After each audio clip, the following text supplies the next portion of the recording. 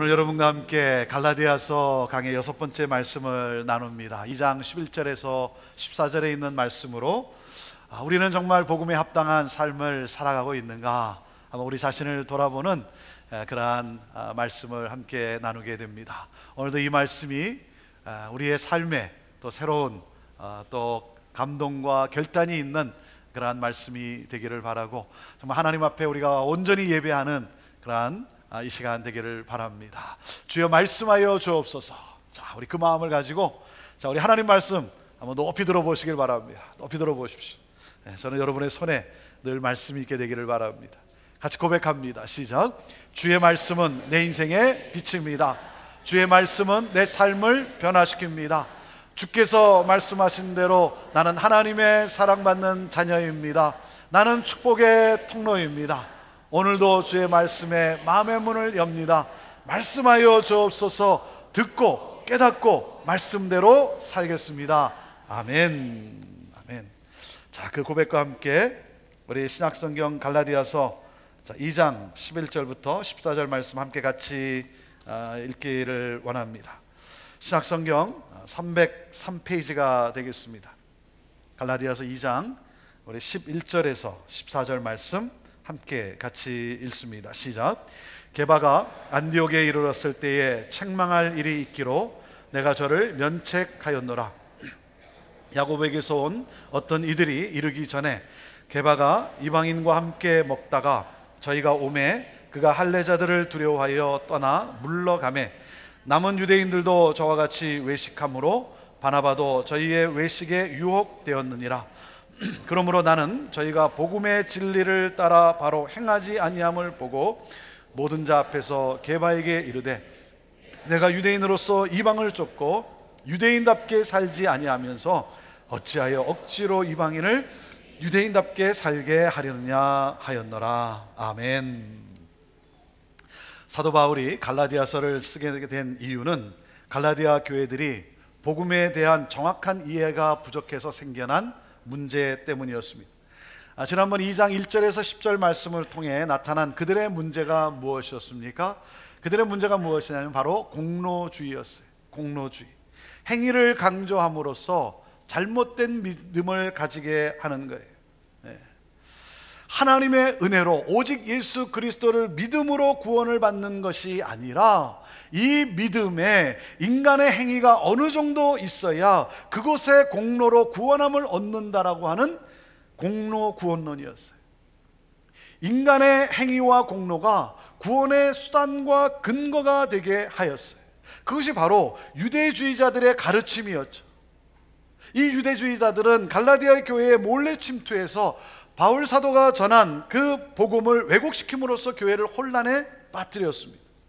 이방인인 너희들이 구원을 얻기 위해서는 그리스도를 믿는 믿음 외에 우리의 율법과 우리의 규례도 다 지켜야 한다. 그런 의미에서 할례를 받아야 한다. 그래야 완전한 구원을 얻게 되는 것이다. 여러분, 율법과 규례를 지키는 것, 할례를 행하는 것, 여러분 이것은 좋은 거예요. 좋은 것입니다. 그 당시 이런 것들은 좋은 것이었어요. 왜냐하면 여러분 환경으로 볼 때도 병리학으로도 꼭 필요한 내용이었어요. 그 당시 환경이 여러분 뭐 좋은 깨끗한 환경이었겠습니까? 그렇지 않았죠. 그들이 지키는 규례가 대부분 무엇이었습니까? 정결 예식이었어요. 정결 예식, 깨끗게 하는 것이었어요. 여러분 손을 씻는 것, 이거 굉장히 중요합니다. 굉장히 중요해요.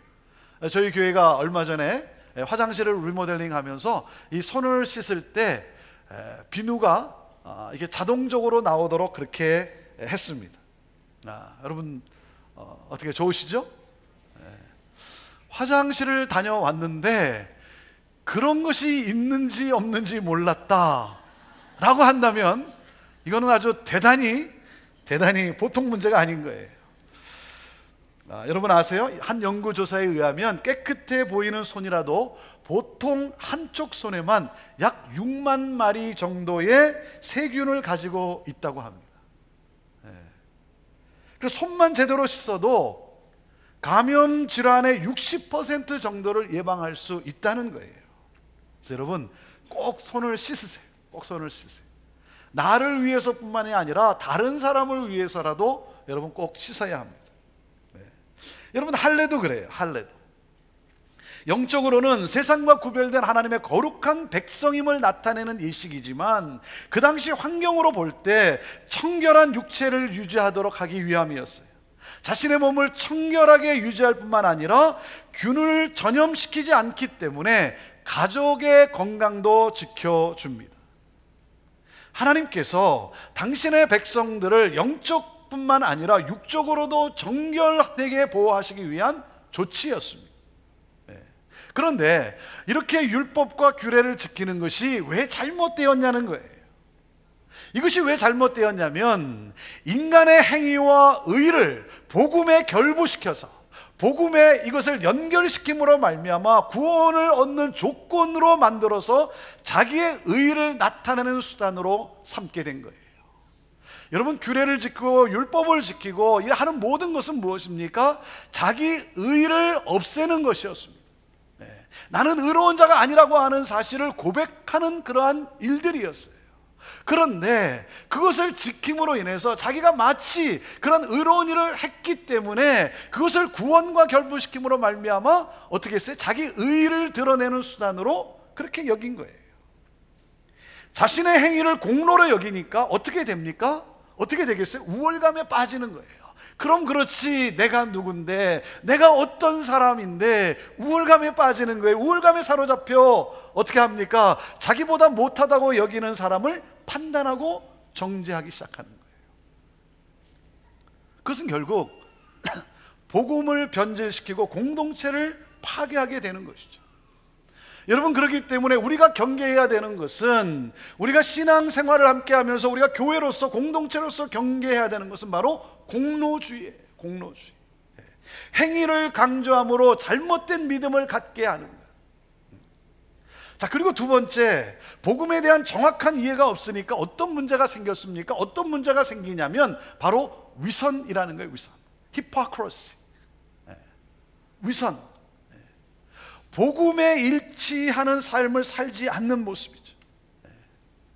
자, 공로주의라는 것은 행함을 강조함으로 말미암아 잘못된 믿음을 갖게 했는데, 그런데 이 위선이라는 것은 무엇입니까? 그 복음에 합당한 행함이 없는 거예요. 행함이 빠진 구원만을, 믿음만을 말하고 있는 거예요. 이것이 바로 오늘 본문의 내용인 거예요. 자, 11절부터 13절 말씀을 우리 다시 한번 읽어봅시다. 어떤 사건이 일어났는지. 자, 11절부터 13절 말씀을 우리 다시 읽습니다. 시작. 게바가 안디옥에 이르렀을 때에 책망할 일이 있기로 내가 저를 면책하였노라. 야고보에게서 온 어떤 이들이 이르기 전에 게바가 이방인과 함께 먹다가 저희가 오매 그가 할례자들을 두려워하여 떠나 물러가매 남은 유대인들도 저와 같이 외식함으로 바나바도 저희의 외식에 유혹되었느니라 그랬어요. 여러분 게바가 누굽니까? 게바는 베드로입니다. 베드로예요. 이 베드로는 바울이 사역하고 있는 이 안디옥 교회를 방문하게 되었습니다. 여러분 베드로가 안디옥 교회를 방문했을 때 안디옥 교회의 이방인 신자들이 얼마나 기뻤겠습니까? 예수님의 수제자라고 일컫는 베드로가, 대사도가 여러분 그들을 방문한 거예요. 그러니 이방인 신자들로서는 너무나 기뻤던 거죠. 그를 환영하고, 그리고 베드로는 그들과 함께 둘러앉아서 식탁 교제를 가졌습니다. 여러분 유대인으로서 이방인들과 함께 식탁 교제를 나눈다는, 음식을 같이 먹는다는 것은, 그것은 정말 쉬운 일이 아니에요. 쉬운 일이 결코 아닙니다. 하지만 베드로는 이미 경험이 있기 때문에 그에게는 그게 쉬운 것은 아니지만 그러나 큰 문제가 되지는 않았어요. 여러분 기억하십니까? 사도행전 10장과 11장에 나오는 사건이에요. 베드로가 기도하는 가운데 환상을 보게 됩니다. 어떤 환상을 봤냐면 하늘이 열리고 보자기 같이 생긴 그릇이 내려왔는데 그 안에 이렇게 보니까 율법에서 정한 먹으면 안 되는, 율법에서 정한 먹으면 안 되는 그런 음식들도 그 안에 있는 거예요. 먹어서는 안 되는 음식들도 그 안에 있는 거예요. 그런데 음성이 들려오는데 잡아 먹으라는 거예요. 잡아 먹으라. 그래서 베드로가 뭐라고 대답을 했습니까? 지금까지 나는 이렇게 부정한 것, 율법이 정한, 그래서 먹지 말라고 한 것, 깨끗하지 아니한 것은 먹지 않았습니다. 나는 지금까지 속되고 깨끗하지 아니한 것은 결코 먹은 적이 없습니다.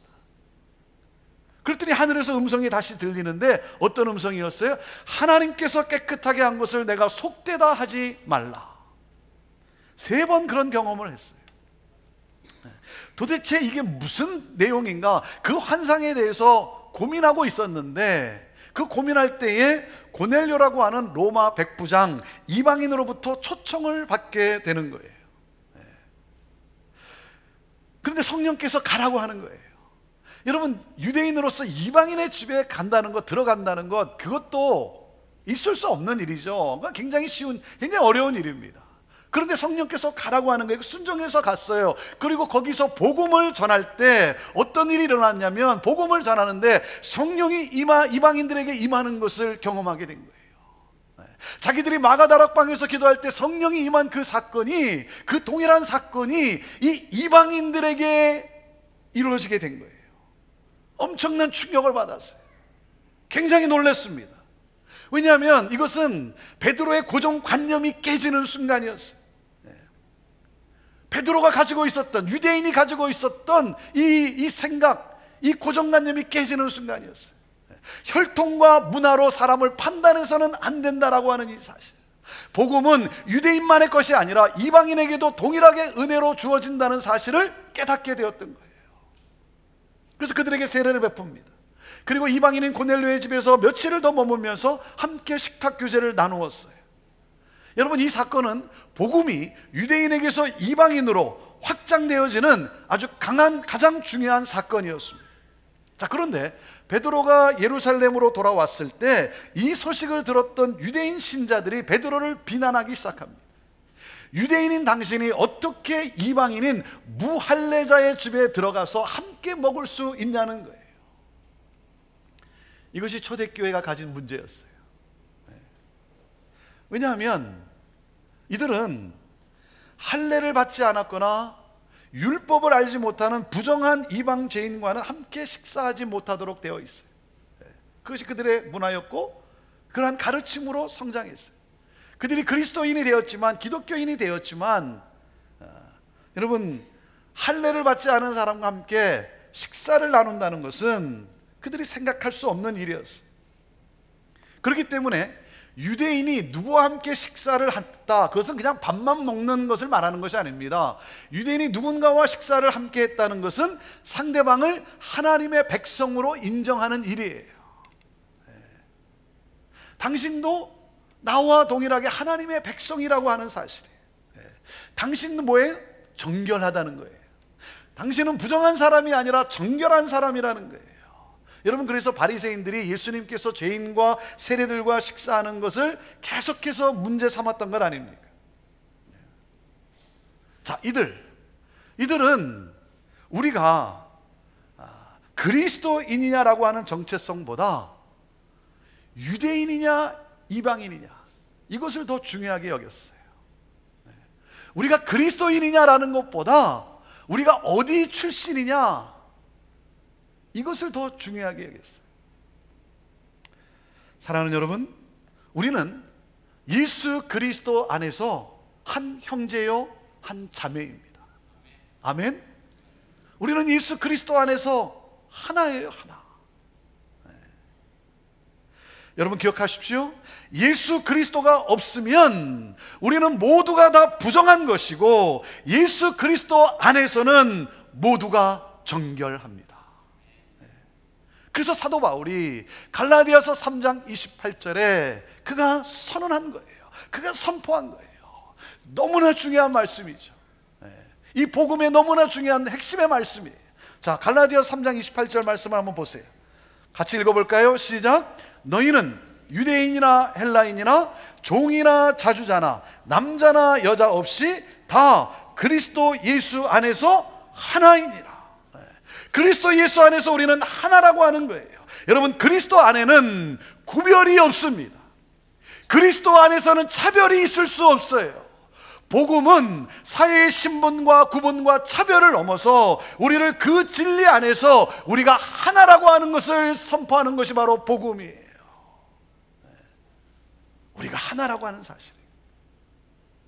자, 그런데 베드로가 안디옥 교회에서 우리는 그리스도 안에서 다 하나다라고 하는 이 복음과 함께 이방인 성도들과 식탁 교제를 나누는 가운데 한 사건이 발생했어요.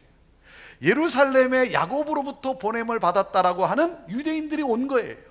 그 유대인들이 누구예요? 할례자라고 설명하고 있어요. 할례자들입니다. 그 소식을 듣자, 그들이 지금 여기 왔다라고 하는 소식을 듣자 베드로는 그 식사 자리에서, 이방인들과 함께 식사하는 그 자리에서 일어나 자리를 옮겨버린 거예요. 왜 자리를 옮겼어요? 뭐라고 말씀하고 있습니까? 왜 그래요? 할례자들에게 비난받은 경험이 있어요. 그것 때문에 비난받은 경험이 있어요. 그래서 이전에 받은 그 상처로 인해서 그들을 지나치게 의식하게 된 거예요. 그래서 12절에 보면 뭐라고 설명하고 있습니까? 두려워하여. 그 할례자들을 두려워하여 뭐라 그래요? 떠나 물러가매 그랬어요. 떠나 물러가매. 안 먹은 척하고, 먹다가 안 먹은 척하고 피했다는 거예요. 히파크러시, 위선이라는 거죠. 위선이라는 거예요. 외식하게 되었다는 거예요. 외식하게 되었다. 여기서 여러분이 오해하지 말아야 되는 것은 외식하게 되었다 그러니까 그 자리에서 피해서 다른 곳에 가서 식사했다 그런 말이 아니고 뭐예요? 아닌 척했다는 거예요. 아닌 척했다는 거예요. 왜? 할례자들이 두려워서. 자, 그리고 13절에 보면 베드로가 일어나니까 어떤 일이 또 발생했습니까? 함께 같이 있었던 그 유대인 신자들도 베드로의 모습을 따라 아닌 척 피합니다. 더 놀라운 것은 여러분, 바나바도 베드로의 외식의 유혹을 받아 그 식탁을 피했다는 거예요. 아니 여러분, 바나바가 누굽니까? 바나바는요, 이 안디옥 교회의 담임 목회자와 같은 사람이에요. 담임 목회자나 다름이 없었어요. 그 이방인들에게 복음을 전하고 복음을 가르친 사람이었어요. 여러분, 이러한 상황에서 함께 식사를 나누었던, 그리고 대사도 예수님의 수제자 베드로와 함께 식사를 나누며 기뻐했던 이 이방인 신자들이 얼마나 당황했겠습니까? 아니, 우리는 그리스도 안에서 하나라고 하더니 갑자기 돌변하는 그들을 보면서 큰 상처를 받았겠죠. 우리는 하나님의 온전한 자녀가 아니란 말인가? 자녀가 될 수 없단 말인가? 온전한 자녀가 되려면 예수 그리스도를 믿는 믿음만으로는 안 되고 율법과 규례를 지키는 유대인이 되어야 하는 것인가? 유대인처럼 살아야만 하는 것인가? 우리는 도대체 무엇인가? 우리는 하나님으로부터 온전한 구원을 아직 받으려면 유대인처럼 되어야 되는, 우리는 2등 국민이란 말인가? 저들은 1등 국민이고 얼마나 큰 상처를 받았겠습니까? 그러니까 이것을 목격한 바울이 뒤집어진 거예요. 뒤집어졌어요. 이것은 결코 옳지 않다. 이러한 행동은 복음의 진리를 부정하는 일이다. 이것은 복음의 역사를 가로막는 일이 될 수 있다. 이렇게 되어서는 안 된다 해서 바울이 베드로를, 성경에 보니까 뭐라 그래요? 사람들이 보는 앞에서 책망을 했어요. 아니 여러분, 베드로가 누군데? 베드로가 누군데 여러분? 그러니 베드로뿐만이 아니라 그 옆에 있던 사람들이 얼마나 당혹스럽겠습니까? 여러분, 바울이 왜 사람들의 면전에서 대사도인 베드로를 책망한 것입니까? 바울이 자신의 성격을 이렇게 컨트롤하지 못해서, 다루지 못해서 한 행동일까요? 경거망동한 행동일까요? 그렇지는 않습니다. 그가 그렇게 한 것은 오직 하나예요. 복음의 진리를 지키기 위해서 했어요. 복음의 진리를 지키기 위해서. 이것을 분명히 하지 않으면 교회가 어떻게 돼요? 유대인과 이방인으로서 분열되는 사건이 되기 때문에. 더군다나 한 리더의 행동은 엄청난 파장과 영향력을 가져다 주기 때문에 그 리더의 외식은 그 한 사람으로 외식으로 끝나지 않기 때문인 것이죠. 자, 그래서 14절에 왜 바울이 베드로를 책망했는가, 그 이유를 이렇게 설명하고 있어요. 자, 14절 말씀 읽어보시죠. 14절 시작. 그러므로 나는 저희가 복음의 진리를 따라 바로 행하지 아니함을 보고 모든 자 앞에서 게바에게 이르되 내가 유대인으로서 이방을 쫓고 유대인답게 살지 아니하면서 어찌하여 억지로 이방인을 유대인답게 살게 하려느냐 하였노라 그랬어요. 왜 그랬다고요? 저희가 복음의 진리를 따라 행하지 아니함을 보고. 베드로가 자기가 믿고 있는 이 복음의 진리에 따라 행동을 하지 않았다는 거예요. 자기가 믿고 있는 이 복음에 일치하지 않는 행동을 했다는 거예요. 다르게 행동을 했다는 것이죠. 그의 삶이 복음을 반사하지 못하고 있다는 것입니다. 그래서 이렇게 말한 거예요. 베드로요, 당신은 유대인이면서 유대인처럼 살지 않고 이방인처럼 살면서 어찌하여 이방인들에게 유대인처럼 살라고 합니까? 우리가 하나님의 은혜로 유대인이 아니라 기독교인이 되지 않았습니까? 우리가 하나님의 은혜로 우리가 이제는 유대인이 아니라 기독교인이 되지 않았습니까? 그런데 어찌 다시 유대인으로 돌아가려고 하는 것입니까? 다시 유대인으로 돌아간다는 말이 뭐예요? 다시 유대인으로서 자신의 어떤 우월감을 가지고 자기의 의, 자기의 행위, 자기의 공로를 주장함으로 말미암아 다른 사람을 판단하고 정죄하는, 여러분, 바울이 왜 심각하게 말하는 거예요? 베드로의 이 행동이 우리가 다 그리스도 예수 안에서 하나라고 하는 이 복음과 다른 행동이라는 것이죠. 다른 행동을 했기 때문에 그래요. 이것은 이방 신자들에게 유대인처럼 살도록 압력을 행사하는 일이라는 것입니다. 유대인처럼 살아야 온전한 하나님의 백성이 될 수 있다라고 하는 바로 뭐예요? 유대주의자들이 주장하는 내용인 것이죠. 복음의 진리를 무너뜨리는 가장 위험스러운 일이 되기 때문에. 여러분, 오늘 우리에게 주시는 메시지가 무엇입니까? 오늘 우리에게 주시는 메시지는 이거예요. 우리는 저와 여러분은 복음의 진리를 따라 일관성 있게 행동하고 있냐는 거예요.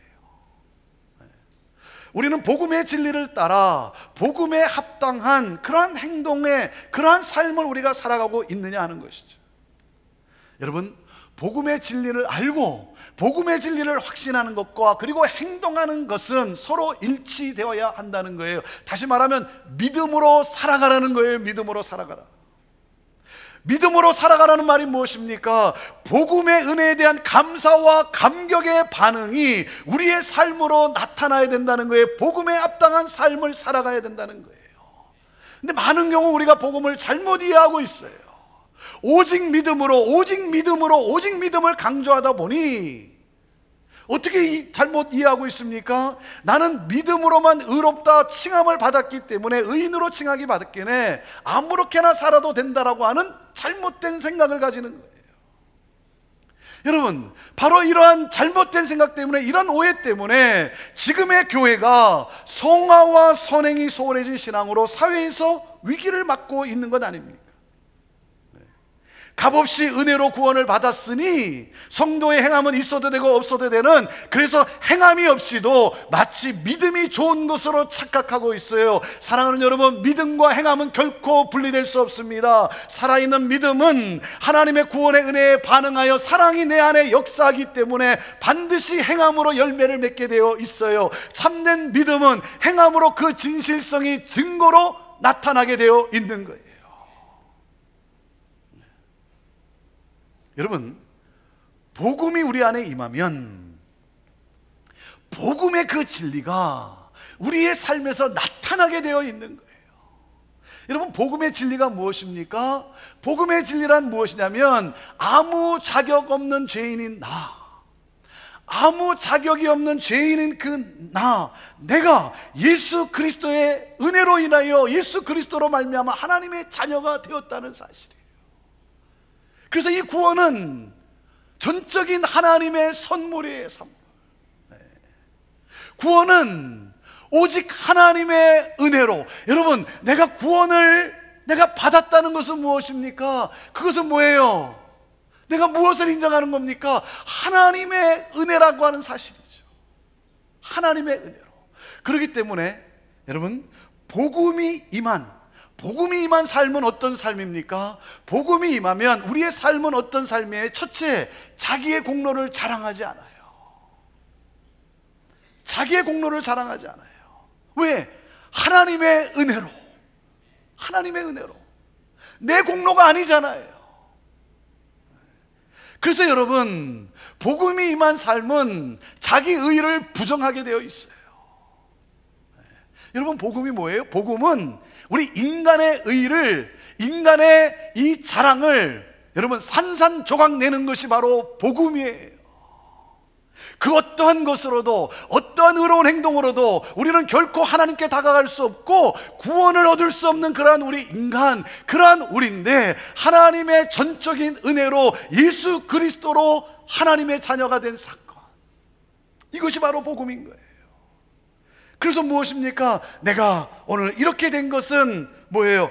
감사할 일이에요. 감사할 일. 왜? 나 된 것은 다 하나님의 은혜라고 하는 사실.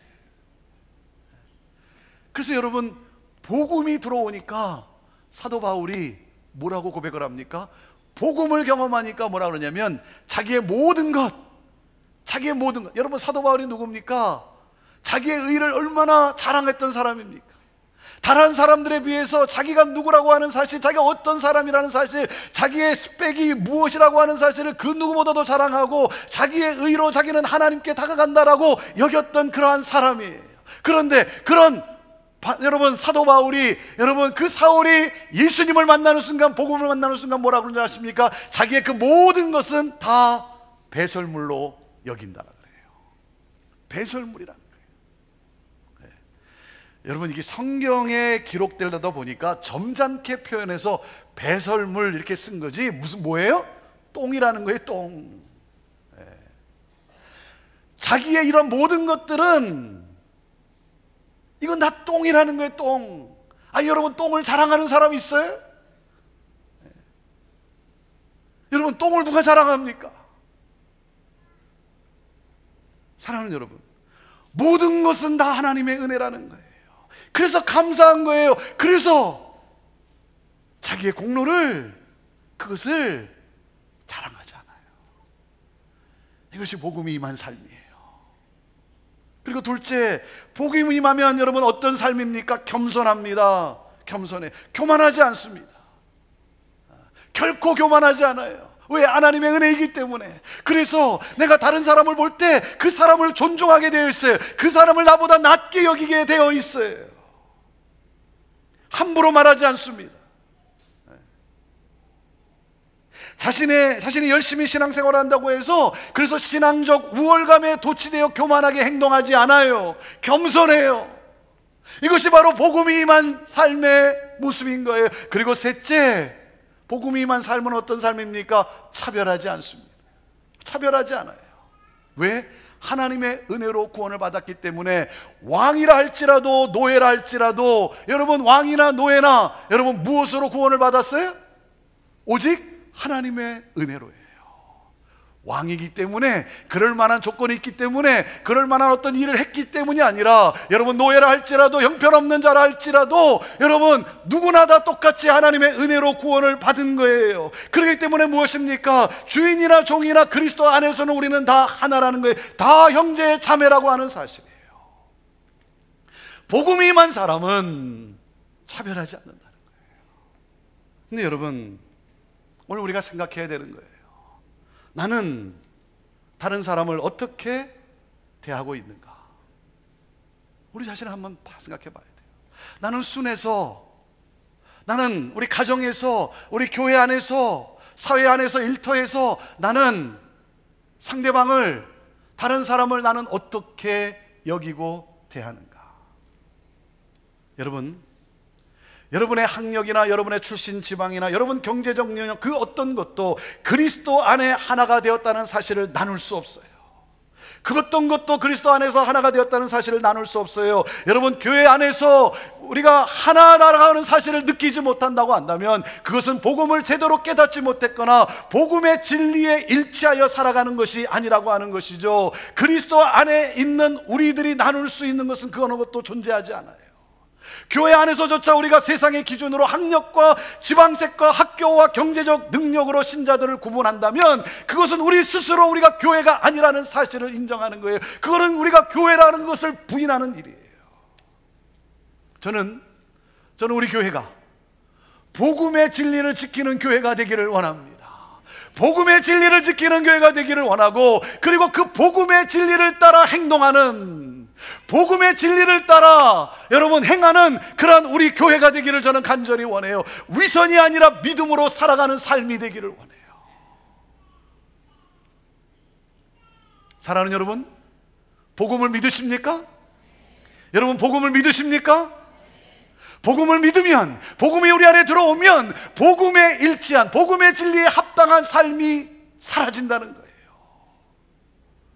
그렇기 때문에 오늘도 우리가 경계해야 되는 것은 무엇입니까? 이 복음의 진리를 무너뜨리는 이 공로주의, 행함만을 강조하고 있는 이 공로주의, 또 그런가 하면 위선, 행함이 빠진, 올바른 행위가 빠진 이 위선을 우리가 경계해야 되는 거예요. 자, 그런데 왜 베드로가 위선을 행합니까?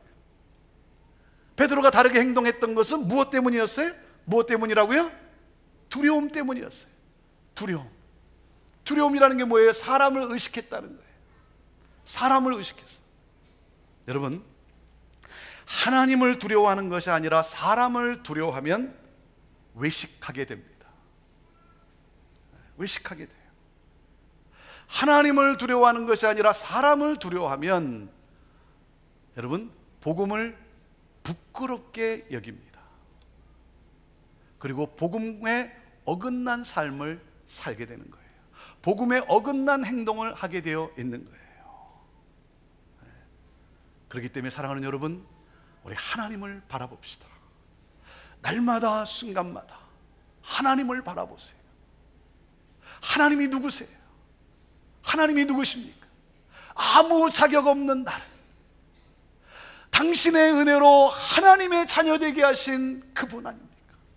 그 하나님, 그 엄청난 은혜와 사랑을 베풀어 주신, 내가 무엇이간데 그 은혜를 베풀어 주신 하나님, 사랑하는 여러분, 그 하나님을 바라보면, 그 하나님을 묵상하면 여러분, 우리 안에 하나님이 기뻐하시는 것이 무엇일까? 하나님의 뜻이 어디에 있을까? 여러분, 그 복음으로 말미암아 복음에 일치하는 삶을 살아가게 하는 거예요. 복음의 능력이 우리에게서 나타나게 되는 거예요. 저는 여러분 모두에게서, 여러분 한 분 한 분에게서 복음의 능력이 나타나게 되기를 주님의 이름으로 축원합니다. 복음의 능력이 나타나는, 복음으로 이끌려지는 삶을 살아가는 여러분 될 수 있게 되기를 주님의 이름으로 축원합니다. 그러므로 말미암아 복음을 모르는 자들에게 여러분 빛을 비춤으로 말미암아 그 복음의 빛으로 인도하는 여러분 모두가 되기를 주님의 이름으로 축원합니다. 사랑하는 여러분, 우리는 그리스도 안에서 다 하나예요. 모두가 다 여러분 평등한 하나예요. 여러분 서로를 여길 때 나보다 낮게 여기고 존중하고, 그래서 여러분 감싸주고, 그래서 여러분 서로 격려하고 위로하고,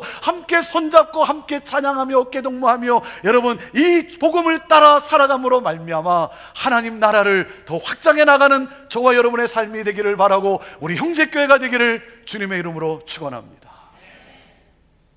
기도하겠습니다.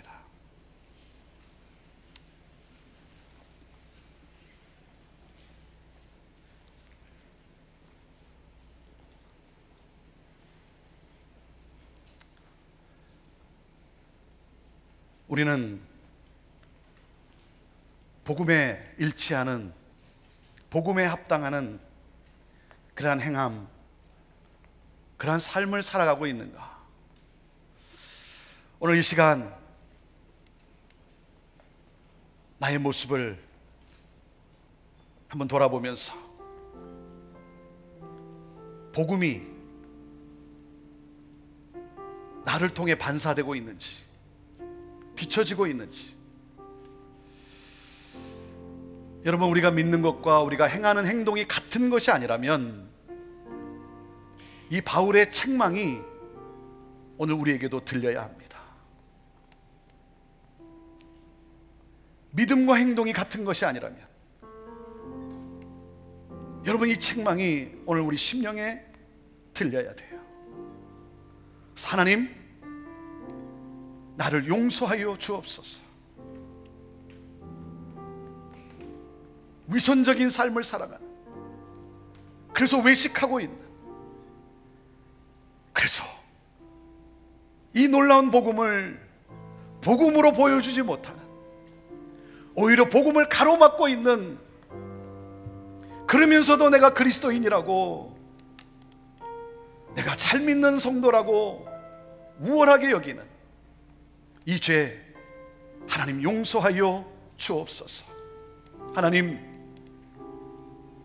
복음을 따라 이 놀라운 복음, 이 엄청난 은혜, 하나님 이 복음의 은혜에 반응하며 복음을 따라 삶으로 말미암아 복음의 빛을 비추는, 그러므로 수많은 영혼들에게 소망을 주고 구원의 역사를 가져다 주는 그러한 내가 되기를 원합니다.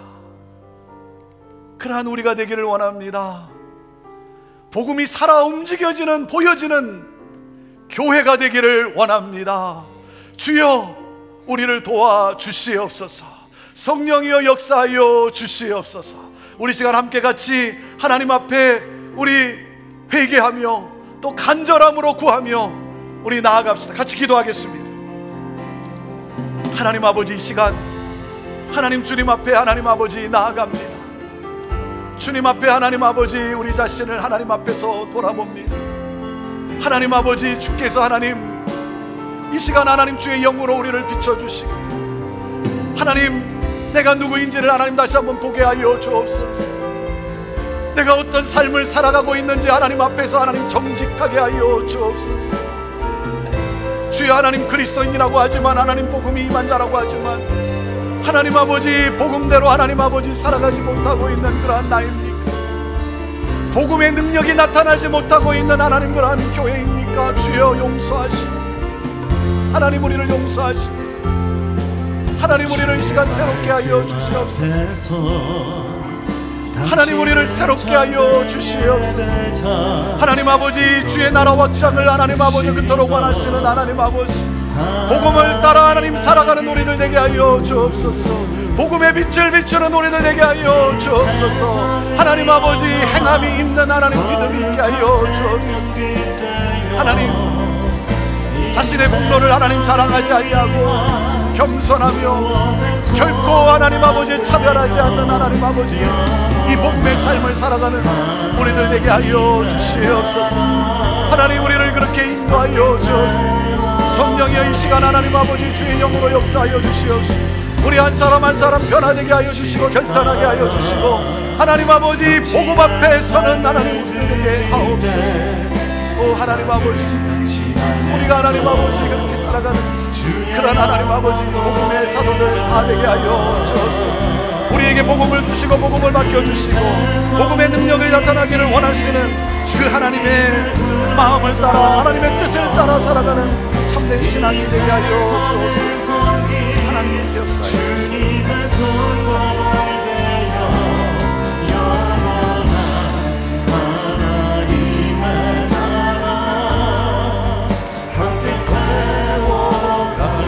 주의 말씀 앞에서 주의 말씀 앞에서 당신은 참된 예배자 그토록 찾으시던 하나님의 기쁨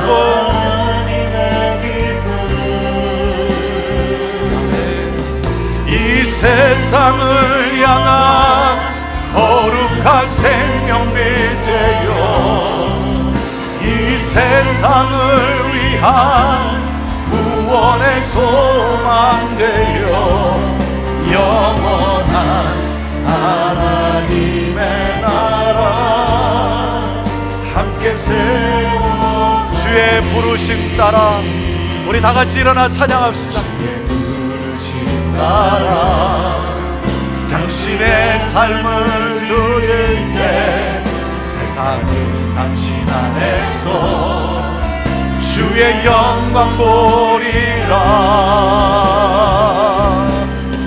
이 세상을 이긴 주님의 군사 되어 이 세상을 섬길 주님의 손과 발 되어 영원한 하나님의 나라 함께 세워가리.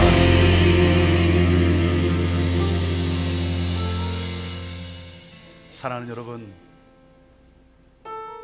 복음의 선물을 받은 자로서 우리 주님의 손과 발 되어서 이 어두운 세상에서 주님의 빛을 비추며 그 하나님의 나라를 확장해가는 그러한 군사와 같은 삶을 살아가는 우리 모두가 됩시다.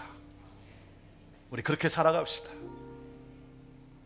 여기에 기쁨이 있고, 여기에 감격이 있고, 여기에 진정한 행복이 있고, 그리고 여기에 하나님의 영광이 있습니다. 가정과 일터에서, 하나님이 부르신 곳에서 복음을 복음으로 살아가는 그러한 우리들 되기를 원하고, 복음의 능력, 이 하나됨의 능력을 서로 축복하며 격려하며 함께 울고 함께 웃으며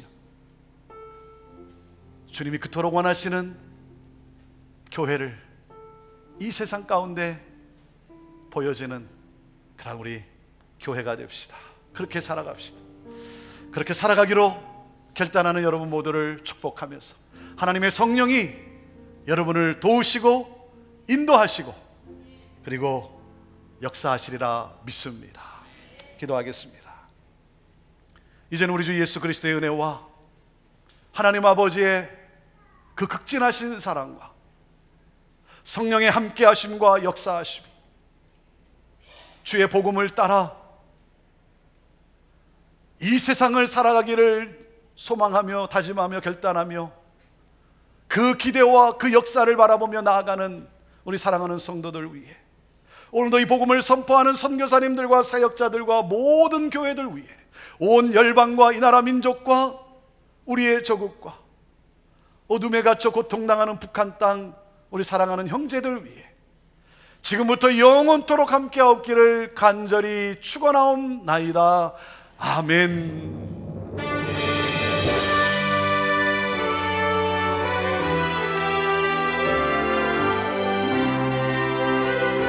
살아 역사하시는 주님을 찬양합니다. 살아계신 주 나의 참된 소망입니다. 나의 참된 소망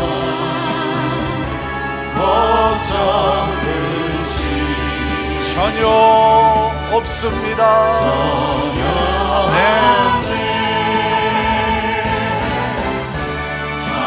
사랑의 주 내 갈 길 인도하니 내 모든 삶에 늘 충만합니다. 아멘. 우리 하나님께 영광의 박수 올려드립니다. 할렐루야. 네.